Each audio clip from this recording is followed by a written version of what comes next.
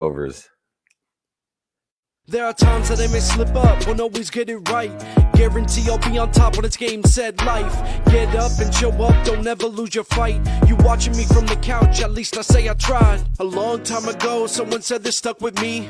Passion without action will only remain a dream. Keep positive, motivated people on your team, cause other negativity can kill your self-esteem. Believing is powerful, but sadly so is doubt. So you can choose which way you wanna go, which route. The mind that controls the body can beat anybody, and gotta be all in, don't treat your dreams like a hobby. And if you practice on your day off, won't have an off day. Talent alone won't get you there, still got a long way. Gotta take big risks and big steps to strive. Wanna be the winner when it's game, set, live. Whoa.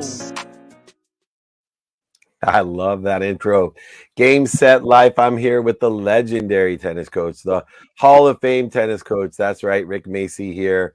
You may have seen him portrayed in the movie King Richard, but he's here in person today, pouring into our community of how to play the game of life, winning sets and matches every day by being consistent and persistent. Good to see you, Rick Macci. Hey, Dave, I'm ready to go. I would say I'm pumped up because we got Flex on the show today. But before I dive into that, okay, listen, here's why you're Akron's finest. And I think it's only fitting on a Tuesday where you've heard of this guy, LeBron James. He has a lot of potential. I think he'll be good someday. 38,000 points. He'll probably break the record tonight. He's the leader in the clubhouse around the world in the game of basketball. But this is why you're Akron's finest, because you're the leader in the game of life in assists. So here we are. We're ready to roll, and I'm all set. You know, we're blessed to be from Ohio, and a lot of people may not know how many extraordinary people are from Ohio, but most people don't know. My favorite trivia question is, who was born in the same hospital as LeBron James and Steph Curry? And it would be the future NBA commissioner, David Meltzer, not David Stern. Yes, wow. I was born in the exact same hospital, which is why I thought my destiny may be in the NBA as a commissioner, because as you know, it's not going to be as a player, that's for sure. But more importantly, I would love. You know what? I love that. Go ahead. When people think of Akron, you know, the first thing that always came to my mind was like Goodyear. Okay. Yeah. The other guy, but when I think of Akron now, I think of you, the only guy. So it's Goodyear. I mean, it's amazing. But growing up as a kid, you know, heard Akron a lot with the golf tournament and stuff like that. So it's an honor. It's an honor for us to be here. And, you know, there's so many different ways to look at life. And you talked about assists. And, you know, I'm not an expert in tennis, but are there assists in tennis? You know, when you're playing singles, where do the assists come from to be the world's best in singles? Are there certain areas? It's obvious in basketball, you know, maybe in charity as well, but where do the assists truly come from, the most valuable assists in tennis? First off, that's a great question. You know, if you have great stroke mechanics, I tell everybody, if you're going into combat, you need the weapons. And it all starts with the technical part. So if you want a short ball and you want your opponent to give you assist, if you got great mechanics like Djokovic, you're going to get to short ball, then it's game, set, match, you know. So that's really where you're going to get your assists during the competition. But off the court, you know, it's such a support system. The trainer, the physio, the parents, obviously the coach. It's a family journey like a lot of these sports. I mean, because it's lonely out there because you're going to lose a lot. And you got to keep that attitude and you got to keep that belief. And you need that support system, because I don't care how strong you are mentally, your biggest assist, not only from yourself, is going to come from the team around you. And, you know, to that point, there is a lot of technique and skill in playing tennis in multiple sports, including basketball. But when you take a specimen like a LeBron James, who I believe that if he put his attention and intention into most sports, that he would be world class. He has incredible speed, incredible strength, incredible eye-hand coordination. If you had met LeBron James when he was there in Akron, Ohio, as a young teenager, do you think that you could have developed what was there potentially as an athlete into a world-class tennis player? It's amazing that you asked me that, because I've said that on other interviews and podcasts. if I had LeBron James at 10 years old and I got him a Roddick serve, you know what I mean? And a Federer forehand and a Djokovic backhand, with that speed and quickness and jumping ability and the way he covers the court at 6'8". But what's inside his chest, which was already baked in, and what's inside his head, not really because of me, even though I would help bake it, he could be number one in the world. And I say that confidently. There's no doubt about it, because his athleticism's there. He's just a different athlete. But more importantly, if you get unbelievable strokes on a great athlete, good things are in the oven.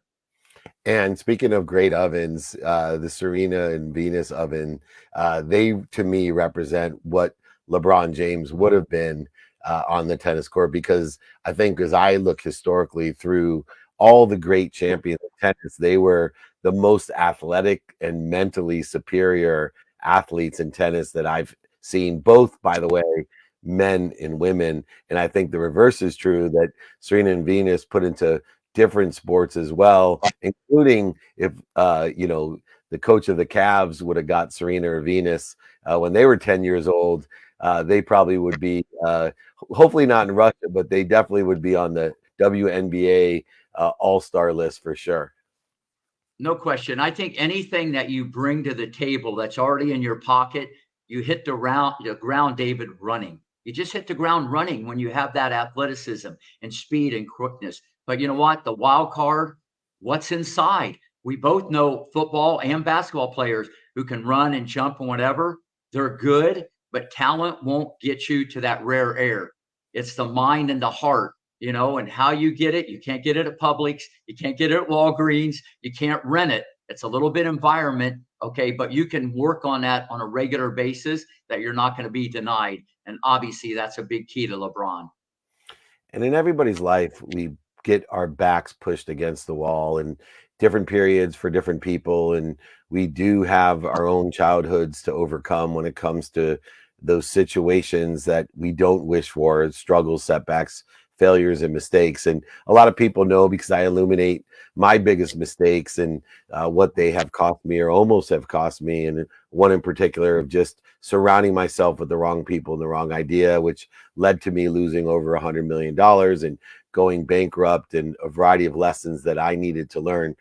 We haven't really been able to discuss some of just your own personal challenges. And if comfortable, I'd love to hear maybe one of your personal challenges that you have utilized, not only to promote and protect yourself into a better place, a better position, but use it as fire to help light the candle of young athletes who may think or look at you like I do as a perfect being, and to illuminate your humility, that maybe you have made mistakes or have had challenges in your past. If you maybe could share one that you share with the players sometimes that really can help them. First off, I love the question. Listen, I tell the kids all the time, I didn't pick up a racket till I was 12 years old. My dad died when I was 10. It was just me, my mom and sister. I was a very good golfer. We couldn't afford to join the country club.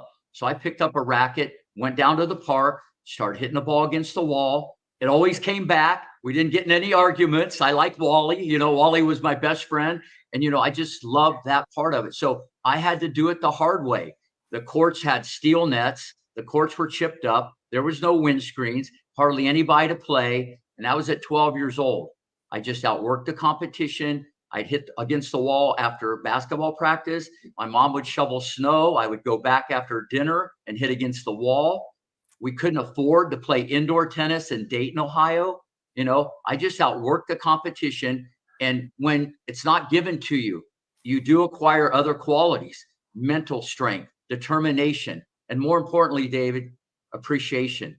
When I got to play someone better than me, or I got an opportunity to play indoors, are you kidding me? I'm out there with 20 degrees with mittens on in Greenville, Ohio, hitting against the wall. And by 18, with no lessons, I was number one in the Ohio Valley. I wasn't going to play on the pro tour. I got to be pretty decent, but just if you put all that together, it's just like anybody's story. If I can do it, they can do it. And I did it kind of the hard way. And I don't have any regrets. I loved it. My mom said, "This is your thing. You do it." You know what I mean? It was my thing. and she didn't carry my water or bags or whatever. And I can remember back in the day, you might remember this. I had a Wilson T2000 racket. It was one of those steel ones like Jimmy Connors. We kind of had the same haircut. I kind of like Jimbo. And if I scraped it on the ground, I would go home that night with Windex and I'd shine it, because that $25 racket, I mean, it was like my best friend. It was like my right arm, you know. So when kids throw rackets and all, it's just different. But I understand it's a different time. And, you know, I'm not old school. I'm not new school. I'm everybody's school. So, but I tell that story to a lot of kids and they just kind of look at me and, you know, that you just, that's empowering people. You know, you don't need to do the most or play the best, you know, just put your nose down and keep going.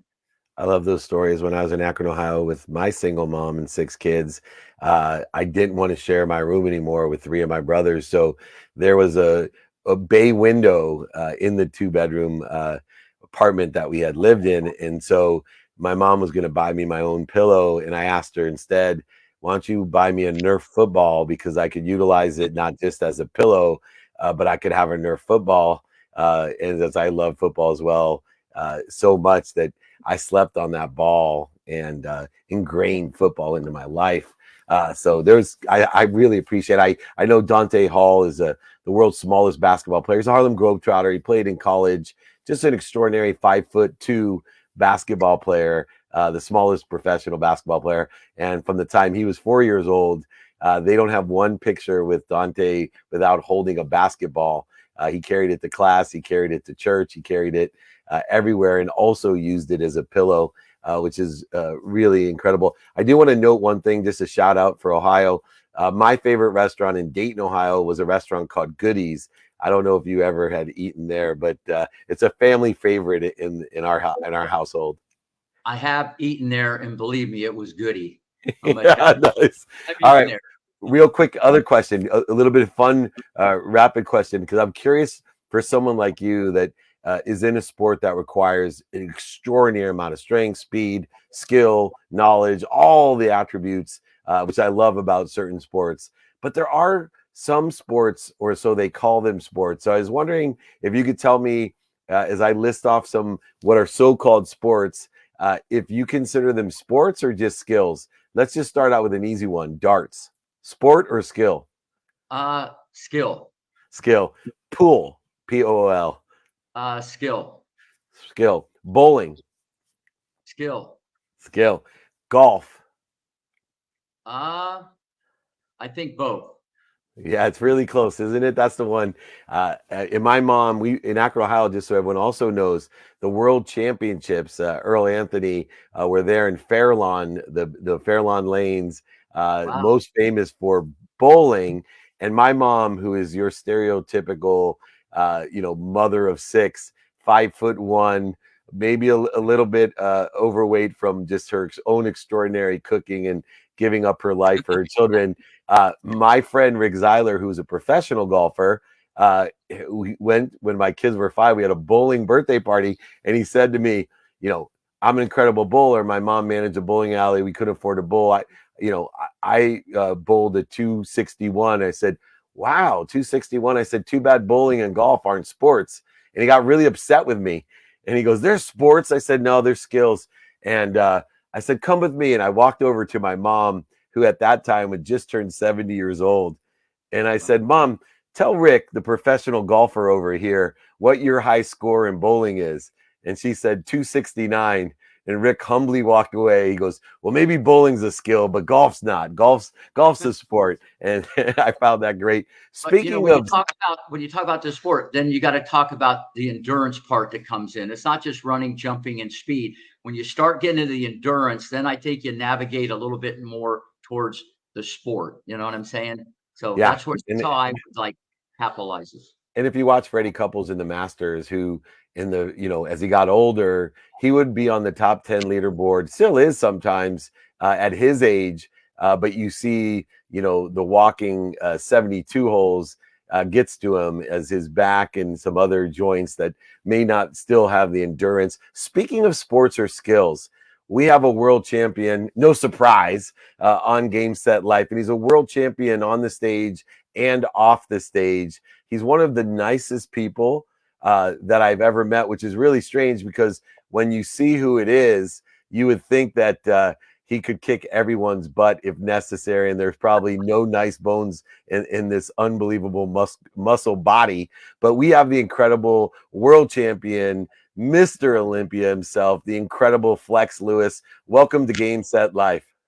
Thank you, gentlemen. Thank you, David. Rick, pleasure to meet you. Oh, good to meet you. Listen, first off, it's an honor to have you on the show. And as I always start off the show, because David's brought on so many athletes and all walks of life, I always look for common threads. And when I heard you were going to be on the show, this was like a slam dunk. So here we go. When you hit a ground stroke, you relax, you lift, and you flex. And when you pump iron, you relax, lift, and flex.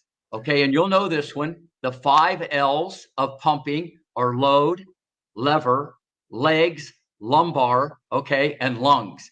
And the 5 L's of hitting a tennis serve are load, lock, lift, launch, and land. All right. So I've done my research with pumping the iron, but you traveled the world to lift. Okay. David travels the world to lift others.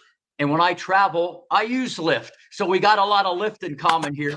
But the head trainer in the gym of common threads. At 12 years old, you picked up a dumbbell. All right.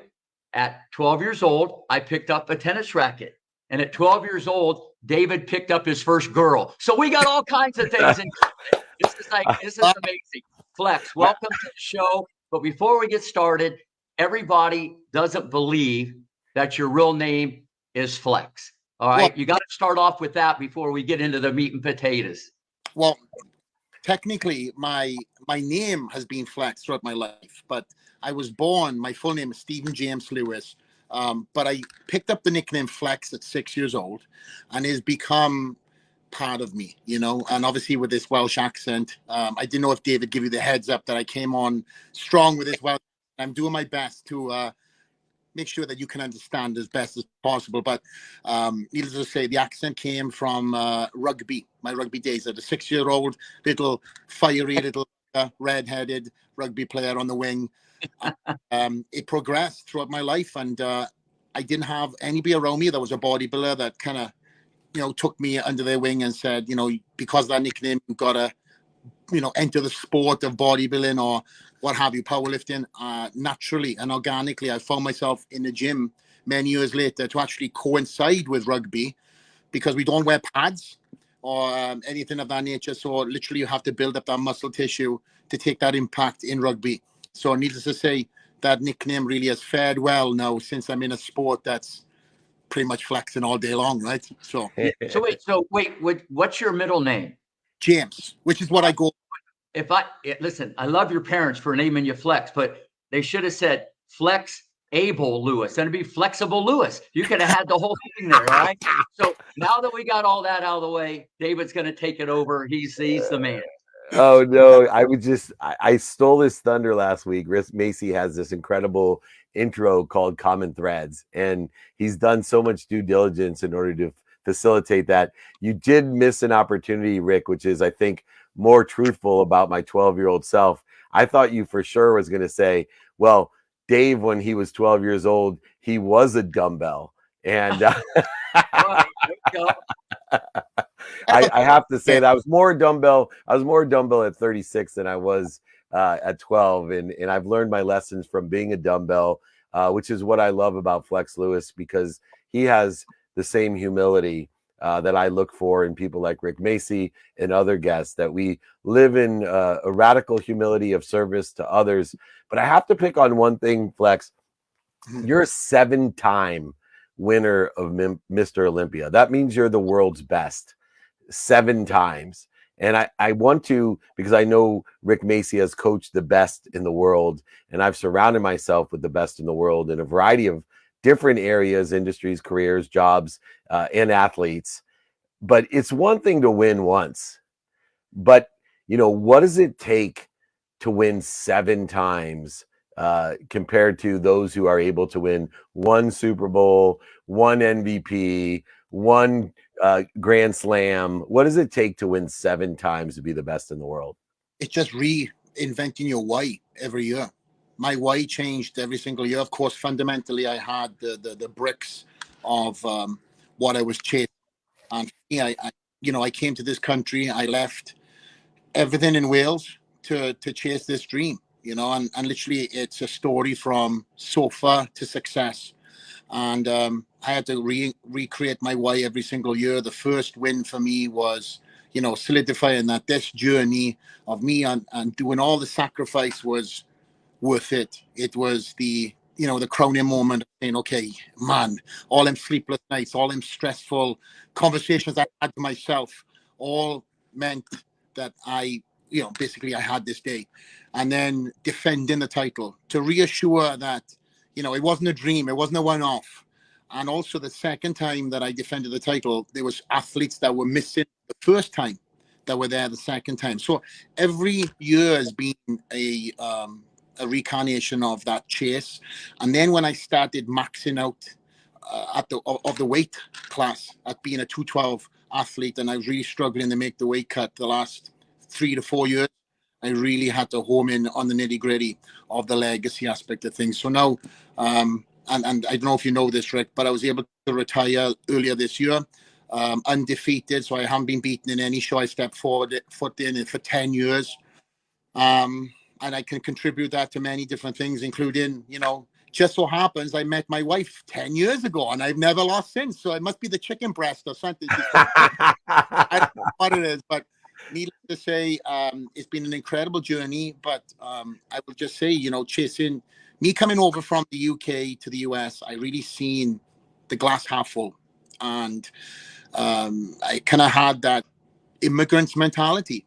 Rich man, a poor man's mentality to chase all the riches that were there in the world to go for. And I'm very blessed now that David knows more of my story, but bodybuilding is one venture that I was able to capitalize and take on the world with. And then I've got others that now in business, family, etc., and all these different bucket lists I've been able to tick. So David, first off, that's a great question. But when you won, I know you said you had to reinvent. Did you feel like you had to get better? And did you feel like the competition's going to catch up with me and you weren't satisfied? This is what separates David great from good. When they get there, they think they've done something. And when you've done something amazing, okay, the special people got to do more than amazing. And they just keep going to another level that they never knew. And obviously that's the way that you had to feel. And that's what I've seen with many players. They're satisfied, but I got to get better because someone's coming behind me that wants to take it. I'm sure you had that feeling. Could you share that with all our listeners and viewers? Absolutely, Rick. There was always another athlete that was hyped up to beat me. There was always the next young kid who was coming up the ranks, because I was once that young kid that was promoted to take on the champion. But I've kept my morals, my integrity, and I've never looked over the fence for greener grass. So my coaches are the exact same coaches that I've had through my amateur ranks. So 20 years I've been with my coach. Loyalty to me is a two-way street. So the basics were there, the motivation was there. We had a game plan to execute, and I didn't have a cheerleader that was behind me. So my mental focus of chasing the title was, okay, I know that, I'm basically chasing my first ever show. That feeling of the chase, even when I accomplished the title, I never really let it sink in. And this is true to form. After my retirement, I probably had more emotions after I kind of said, the bag is off my back, than I had all career, because I never allowed myself to be in the moment and enjoy the title, because I was always on to the next chase, always what I can do to better that last physique. And I think the best ever look I've ever brought to the stage was my last ever show. And I can say that I can sail into the sunset knowing that was the best ever package. Myself and my coach, as I said, of 20 years, put a game plan together. Everybody was excited to see this last version of me. And along with the pressure, along with many different things that were going on politically to on stage a bit with athletes, everything kind of, hit exactly how it should do. And it was the best look I've ever had.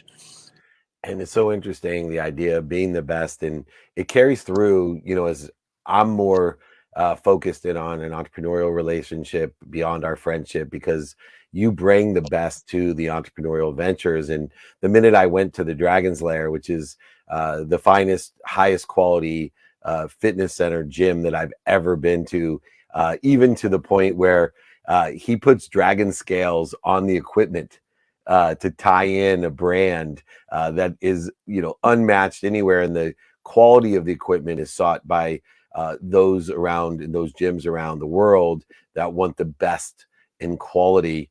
But one of the interesting aspects of all three of our careers, and I do not want to put myself in the league. I always say if I'm the smartest one in the room, I'm in the wrong room. So I'm definitely in the right room here when it comes to Hall of Famers between you two.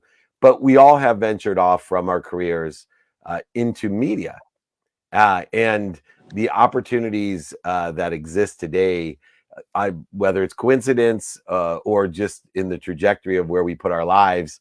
I know, Flex, you have so many more opportunities. Like, who'd have ever thought this redhead kid rugby player from Wales someday would star on the greatest shows? And who'd have thought, the two idiots from Ohio, no offense, Rick, would get so many requests for movies and worse. That's okay.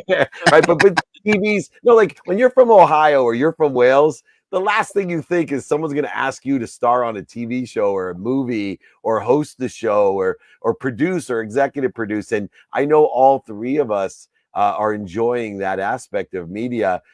When you talked about keeping your why and applying your why through the 7 consecutive world titles, how do you apply that same why to the media side of things beyond the entrepreneur side? Because that's easy because you're making money, but this weird component of life now, podcasts, movies, TVs. And number one, share with us how you apply the why, but two, maybe if you can give us a glimpse on some of the future projects that you can share, because I know a couple that are pretty incredible when it comes to Flex Lewis. So I think what I've done, aside from having this incredible accent and this red beard, is I've utilized my friendships and connected with people all the way up from the beginning of my career, and I've networked. So I've really connected people. I've utilized them friendships to support other athletes on my climb. So now when I've moved to Las Vegas, Rick, everybody comes to Vegas at one point in time, right? So, and David mentioned the podcast, and this is what I'm getting at. I'm able to now get guests on my podcast that literally hit me up, that are friends of mine that are in completely different genres. Like, hey, Flex, let's do the podcast. I've never had to really ask anybody's managers or anything like that because of these relationships that have been forged. So I think to answer your question, I'm sorry, David, I'm all over the place. Yeah, no, it's good. I just want to know, how important that media is to your why. And then if you could maybe tell us about something coming up that excites you in the media world. So the why for me is the same mindset that I had through bodybuilding. Make a plan, like the saying is. So there was always a plan in execution for bodybuilding. Every day was Groundhog Day, and every day had a purpose. Whether it was because I was on a weight cut or whatever else. Oh, that same mindset I've been able to now transition into the business element of things, into the new things that I'm doing, from the media to all of the above. And it's been a very exciting time. That transition for me and retiring was one that I was a little bit nervous on originally, but because of all these relationships that I forged, it was a very, I would say, organic segue into now the TV work that I'm doing, into the podcast work that I'm doing. And I don't know why, guys, but I guess people love this accent over here. I know, I can't even understand myself at times. So they're requesting me to do more shit. So let's go. Flex, listen, the accent is the icing on the cake, but the cake is it's how you're wired. You're approachable, big, strong guy. You're like, when you think of boxing or weightlifting, but you're a down to earth guy, a lot of humility, and those people get the daily double. They get the best of everything. So at the end of the day, everything that comes your way, you deserve. And I hope everybody that's watching, this comes out loud and clear, because what a role model. It's unbelievable. I've never, for me, I've never wanted to meet the stereotype of what bodybuilding is to the mainstream. You had Arnold Schwarzenegger, that was an iconic era. And then somewhere along the lines, it's got muddied water through some of the athletes who are in position of power that kind of, I guess, abuse their power by, acting a certain way. And I obviously don't have them experiences, but many others do. So for me, hearing these things, I wanted to go completely against the grain. You'll never see me walking around in a tank top or look at me, type of thing. I kind of do what I do in under hoodies and t-shirts. My one type of stage is when I get to showcase that physique. Outside of that, I make myself humble. I make myself driven. People know that I'm incredibly confident. But I'm very purpose driven and focused. So as David mentioned earlier, I was saying that my new ventures and what I'm getting into have the same plan of attack as I did going into the Mr. Olympia. That same mindset that there's no failure here, and the pressure that I had going into each and every show is now on me to become a better speaker, to become a better fill in the gaps. And again, this is something that all through bodybuilding that no book I could have ever read, no e-book I could have purchased has taught me. These blueprints that I've learned from bodybuilding, putting my hat back to front and going for things in life is kind of a testimony to everything I'm doing right now. So to fill in one thing that you answered, David, there's a project that I've been working on for quite some time that I don't mind kind of breaking the news on. It's kind of an exclusive. Kind of one of the bigger ones. I've been invited. I've been asked to host the World's Strongest Man this year. And for me, as a fan of World's Strongest Man as a kid, this has gone full circle where I used to watch my grandparents, my mum, my dad, and now I have the ability to be a host stroke presenter in a show that was a big part of my childhood, especially on New Year's. So it's incredible when you put your mindset to something in life and you just give it your all. And as I mentioned earlier, you just network and you treat people how you want to be treated yourself. Life opens up in abundance. And I'm very blessed that David is one of these people that is, God has brought into my life. And I'm very blessed to say that this is a true unicorn. And on this earth, you'll get all the flowers and more from me every time and that was my wife calling me. My apologies. My wife heard the love when she was like, "Hold on, what did you love me?" And she tried to call. I've named his wife Flex Jewish, so I got Flex Lewis and Flex Jewish. Anyway, last question. We got a couple minutes, but I have to ask because I'm always wondering. Someone like you that has had to focus so on your body and nutrition, and a lot of people may or may not realize how important nutrition is in your profession. And it should be important in everyone's profession, no matter what you do. We are what we eat. But I'm always curious, someone that has spent 7 years in trying to build enough muscle mass and lean muscle mass to win championships, what do you change in your nutrition now that your focus is in on living longer, living leaner? I don't know what your focus is, but how does that change from being the best in the world on a stage to just being the best in the world at what you do? Fill in the blank, as you say. Eating significantly less, David. Unbelievable amount of food I used to eat. For now, I'm living that, lifestyle. So I've just, there's many different factors that I've changed in my life. I'm actually on the 4 a.m. wake up lifestyle now. I get up every morning. David is a big component of that.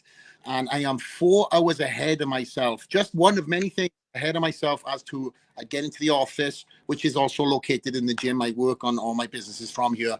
But I'm 4 hours ahead of myself compared to the guy a month ago.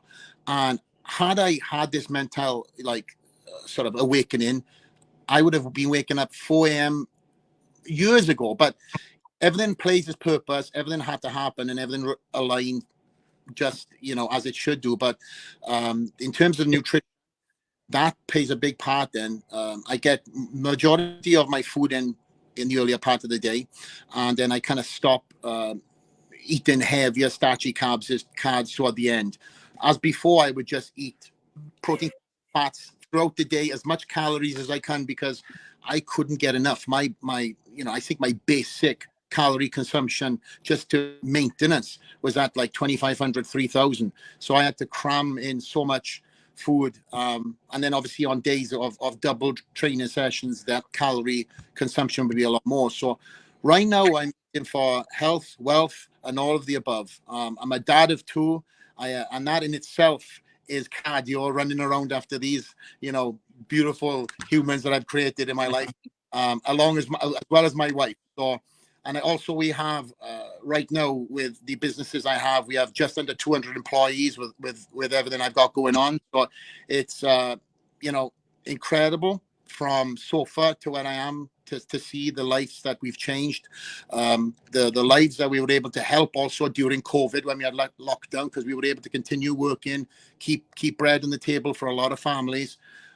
So even though I'm segueing off your original topic, David, I appreciate the compliments, and as always, my friend, if I can help one person a day, I've done a good job. 7 people a week, and how many more? I love doing what I do, and as I said, if I can help you guys in any way, I will. It's awesome. Thank you. Well, we appreciate the incredible Flex Lewis, 7-time winner of Mr. Olympia, but he is absolutely number one in our hearts when it comes to truly humble champion. And I know your ability to be a champion outside of the stage is going to really impress even more people and impact more people. Thank you so much for giving us hope and inspiration in our lives. David, one more thing. If his parents wouldn't have named him Flex, they could have named him Chester. That would have worked also. So either one would work, but Flex turned out good. I love it. I got to finish with this because I love the Flex Able Lewis.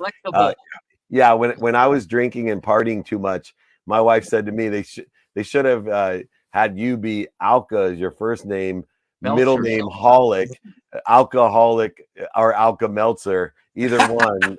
So I realized I had some work to do to transform myself to be a true leader like you two, and I appreciate all the wisdom both of you share every week. And come join us again on Game Set Life. I'll see you in a couple weeks in Vegas. The incredible Flex Lewis. Check out the Dragon's Lair. Check him out on as he had breaking news here for World's Strongest Man. Yeah, World's Strongest Man. You got it. Go back in the 70s and watch that show as well. They still have the replays. Thanks, man. Take care. Thank you. Pleasure. Thank you, David. Take care, guys. Right. Send my love to your family. True champions. What this show is about is true champions, and we're showing and illustrating with the personalities and the knowledge and the wisdom and the kindness what it takes to be a true champion. As we always finish up, we have the common thread with Rick Macci. We have backing up the bus with Rick Macci, and we always like to finish with one question with Rick Macci, and Miguel has brought it to us. Do you guys believe in the importance of having young people try out many different sports rather than just focusing on one? What a great question. I'd love to hear Rick Macci's answer. Well, first off, it is a great question. And I tell everybody, you want to become the best athlete you can, you should try every sport. Okay, every sport, because they all kind of intertwine, and you can pick up other attributes from many different sports. And then eventually you'll gravitate to the one or maybe two that you have the most passion. But you shouldn't just pigeonhole yourself. I play tennis. My kid's going to play tennis. I'm a golfer. You can expose them to it. You can't make them do it. Okay. But the more sports you're involved in, it's going to enhance whatever you go into in the future. I have so many tennis players, David, that played soccer and their footwork's amazing. Okay. It had nothing, and they don't do a lot of footwork drills. So it was already kind of baked in from another sport. So great question. Play as many sports as you can, but then as time goes on, it's all about repetition. And if you want to go pro or get a major college scholarship, you got to really hone in on one or two. Yeah, that's a great point, and I agree with you as well. And I know just from personal experience, basketball, my skills, my knowledge, and desire was not a sport that I thought I had great potential in, but the defensive aspect of defending people on the court really assisted me as being a college defensive back. And I wouldn't have had the same type of skill set as I got older if I didn't play so much basketball. And not that I could score ever or get many rebounds, but on the ground, I was pretty tough to get past, and my hand and eye coordination to the ball with a lot of steals. It was just embarrassing because I would get a lot of steals and miss the layup the other way. But nonetheless, I have one last question in line with this, because as a parent, my son started with many sports, and he's narrowed it down, and he's an exceptional baseball and football player. But he wants to, now just at 12 years old, he wants to focus only on football at 12. Is that too young of an age when you have a child that has a great passion for one sport and wants to play in college? Probably knows, hopefully he won't watch this. He probably somewhere in his heart knows that it's going to take an exceptional leap of skill, size, and strength to get him to the NFL, but he certainly can play in college. Do you suggest giving up baseball if that's all he wants to do at 12, or is that too early? No, absolutely. Listen, I have people go all in at 7 and 8 years old. There's nothing the matter with that. You need the repetitions. If he has the passion, you want him to go for it. It's his dream. They're going to own it, because somewhere along the line, you really have to focus on one sport if you want to try to get to the big leagues. So no, I think it's great. And I have many people that do that even younger. But to put more to that question, it's very important that you don't put them into age groups, 8 years old, 10 and 12. I have some 8-year-olds that might be more talented than 12. So you don't put people in a box. He might be 12 and he might be like a 16-year-old in a lot of areas. It's based on ability and talent. And the most important thing always, passion. He's lucky that you and I weren't such close friends when he was younger, else we would be living in Florida, and he would have a lot more inspiration when it came to tennis. That's for sure. Anyone that gets around Rick Macci, it's infectious. He not only has liberated a light for himself and his profession, but what an extraordinary torch he carries, lighting so many other people and liberating so many other people to let their light shine as well. That's why I like to share my show with the light of this show. Rick Macci, thank you so much for taking your valuable time and joining me every single Tuesday here on Game Set Life. David, I love it. Thank you. We'll see you soon. The incredible Rick Macci. Thank you so much, everyone. Go ahead, reach out to me at david@dmeltzer.com or info@rickmacci.com. We are both open for questions and to be of service and of value. That's what this show is about. That's what Rick Macci is about. Remember, most importantly, though, be more interested than interesting. Be kind to your future self and do good deeds. We'll see you next Tuesday here on Game Set Life. There are times that I may slip up, won't always get it right. Guarantee I'll be on top when it's game, set, life. Get up and show up, don't ever lose your fight. You watching me from the couch, at least I say I tried. A long time ago, someone said this stuck with me. Passion without action will only remain a dream. Keep positive, motivated people on your team, cause other negativity can kill your self-esteem. Believing is powerful, but sadly so is doubt. So you can choose which way you wanna go, which route. The mind that controls the body can beat anybody, and gotta be all in, don't treat your dreams like a hobby. And if you practice on your day off, won't have an off day. Talent alone won't get you there, still got a long way. Gotta take big risks and big steps to strive. Wanna be the winner when it's game, set, live. Whoa.